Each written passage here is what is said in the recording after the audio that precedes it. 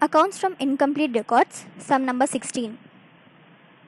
From the following details, you are required to calculate credit sales and credit purchases by preparing debtors, creditors, bills receivable and bills payable account. These particulars are given for opening balances and this particular is given for closing balances. And they had also given some other informations. In this sum, we have to use 4 accounts. The first account is bills receivable account. For the calculation of bills receivable account, we have to use these particulars.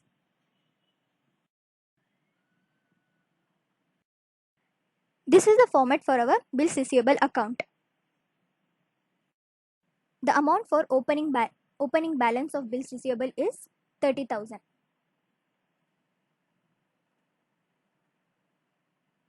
The amount for cash received is 60,000.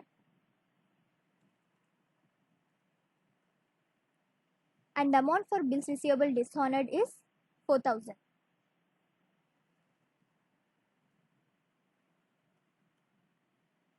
And the amount for closing balance of bills receivable is 8,000.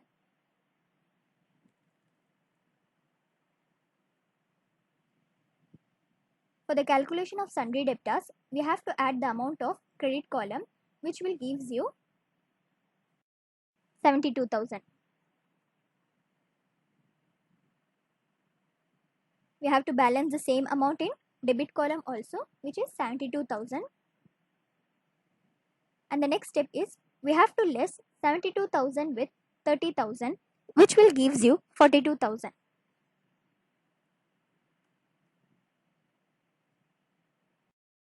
We had found the amount for sundry debtors.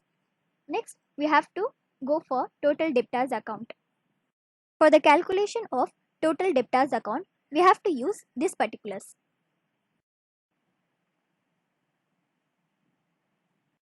This is the format for our total debtors account.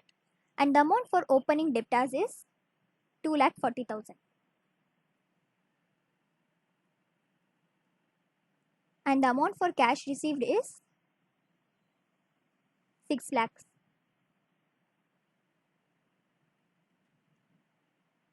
The amount for discount allowed is 25,000. But notice that they had given two amounts for discount allowed. One is customers and suppliers. For the calculation of total debtors account, we have to use customers account. And for the calculation of creditors account, we have to use suppliers account. Now the amount for discount allowed is 25,000.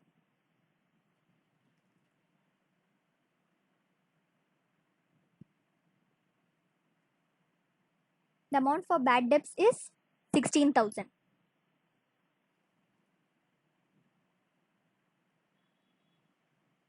The amount for bills receivable is 42,000, which we have to take from bills receivable account.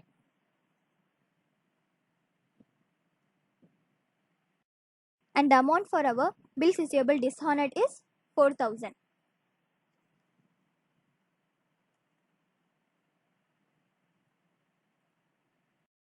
The amount for closing balance is 2,20,000.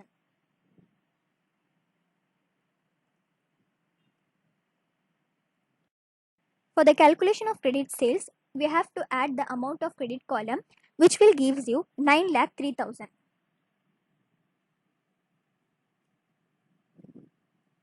We have to balance the same amount in debit column also, which is 9,03,000.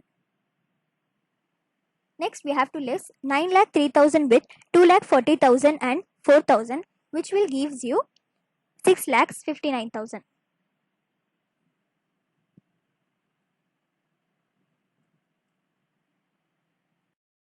We had found the amount for credit sales also. Now we have to go for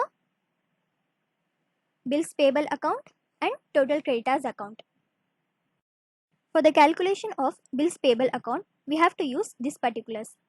And the amount for our opening balance is 10,000. The amount for cash paid is 30,000. And the amount for our closing balance of bills payable is 20,000. Next, we have to add 30,000 with 20,000, which will gives you 50,000. We have to balance the same amount in credit column also, which is 50,000. For the calculation of sundry creditors, we have to less 50,000 with 10,000, which will gives you 40,000. Our sundry creditors is 40,000. Next, we have to go for total creditors account. The calculation of total creditors account, we have to use this particulars.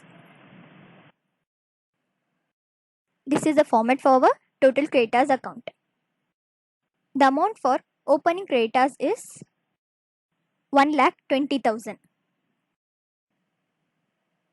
The amount for cash paid to creditors is 3,20,000.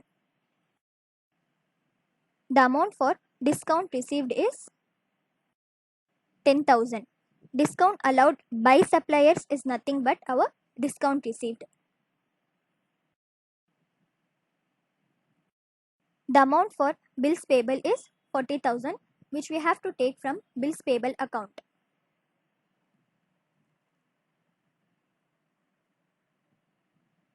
Our closing creditors is 1,50,000. For the calculation of credit purchases, we have to add the amount of debit column, which will gives you 5,20,000. We have to balance the same amount in credit column also, which is 5,20,000. And the next step is, for the calculation of credit purchases, we have to less 5,20,000 with 1,20,000, which will gives you 4 lakh. So our credit purchases is 4 lakh.